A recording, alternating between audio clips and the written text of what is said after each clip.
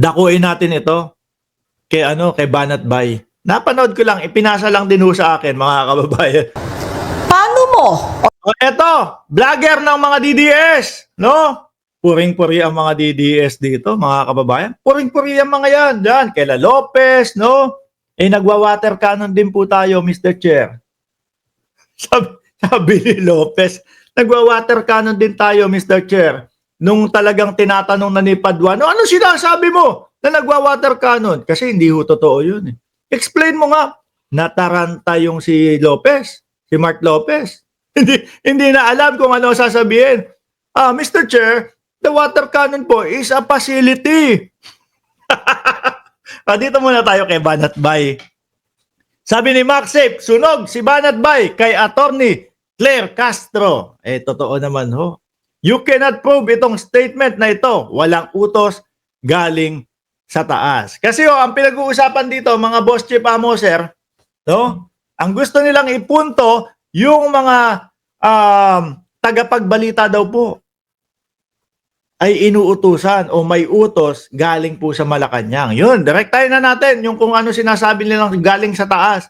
May utos galing sa taas. Mga kababayan, ako ho etong mga DDS na to, doon sa mga nasa Hague, inaano nila binubuli nila si Maris Umali, tsaka si Gretchen Ho. Binibidyohan nila ginagano nila. Samantalang yung dalawa, nagbabalita lang kung ano ang kalagayan ng dating Pangulo. Para doon sa mga DDS na uto-uto na nasa Pilipinas, para alam nila kung ano ang kalagayan ng dating Pangulo. Tapos yung mga DDS doon sa Hague, mga kababayan, doon sa labas ng ICC, sasabihin, bias kayo. Putragis na yan. Wala akong nakitang bias pagbabayas Ang sinasabi lang, ito po, ang kalagayan ni Medjaldia. Ganito po, nasa wheelchair, etc. At least may alam yung mga nasa Pilipinas. Sigaw ng mga DDS, bias kayo. Mataas po respeto natin, no? Sa mga tunay na mamamahayag ho, mga kababayan. Kasi etong mga DDS, sinasakop na ho nila yung pagbabalita ho. Biruin mo, may isa akong vlogger narinig ko. Wala na yung mga wala na yung mga mainstream media. Kami na ang bagong mainstream media. Kami na ang tunay na tagapagbalita. Sabi ko, Boss, Chong, Brad, matagal-tagal mga nag-aaral yan. Mahaba-haba ang mga pinag-aralan yan. Bago mo sabihin na walang kredibilidad yung mga yan. Di ba? Kaya ho tayo, tingnan nyo yung mga content natin. Lahat ho, may pinagkukuhanan. No? Lahat ng nire-reactionan natin, meron pong pinanggagalingan, mga bossing. No? Hanggang reaction lang tayo. Huwag tayo doon sa aabot na tayo na yung nagbabalita. Nakakahiya naman doon sa mga tunay na nagbabalita. Diba? Sila talagang kami na ang nagbabalita. Baka nga hindi kayo nakatapos ng pag-aaral tapos aagawin nyo. Game! So when you said na walang utos galing sa taas, okay, paano mo, o hindi, ano ang ginawa mo to verify this? Meron ka bang pinatutungkalan? Network ba ito? Mainstream ba ito? At ano ang ginawa mong paraan para ma-verify ito para yung sinasabi mong walang utos galing sa taas ay masabi mo sa taong bayan na totoo? Kailangan natin tingnan ng mga pangyayari. Saglit lang Pakinggan nyo ho yung isasagot ni Banat Bay. Malayo ho. Ilalayo ho. Susubukan na ilayo yung sagot. Ganyan ho yung mga DDS. Kaya ang dami. Mark Ramos, debate tayo. Mark Ramos, ganito, ganyan. Mag-usap tayo, ayoko. No, lalo-lalo na sa mga DDS, hindi ho sasagot yan. Ang mga sagot ho niyan, palayo ho. No? May kanya-kanya tayong channel. Ako, nakakapagpaliwanag sa aking channel. Okay na, ipaliwanag mo dyan sa channel mo kung gusto mo. Kasi kung ganito ho yung mga magiging kadebate nyo, walang kakwenta-kwenta, malayo yung sagot. Pakinggan nyo ho. Paraan para ma-verify ito para yung sinasabi mong walang utos galing sa taas ay masabi mo sa taong bayan na totoo? Ah, Kailangan natin tingnan ng mga pangyayari. Una sa lahat, napaka-obvious.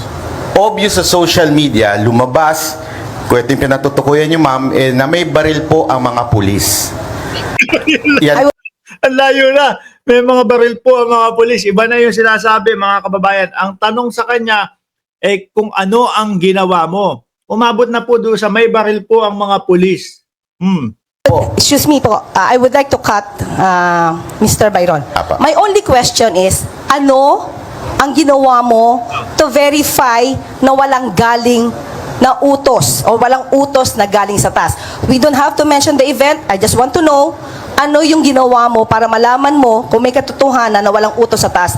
Did you ever communicate with the owners or kung sino man yung taas na sinasabi mo?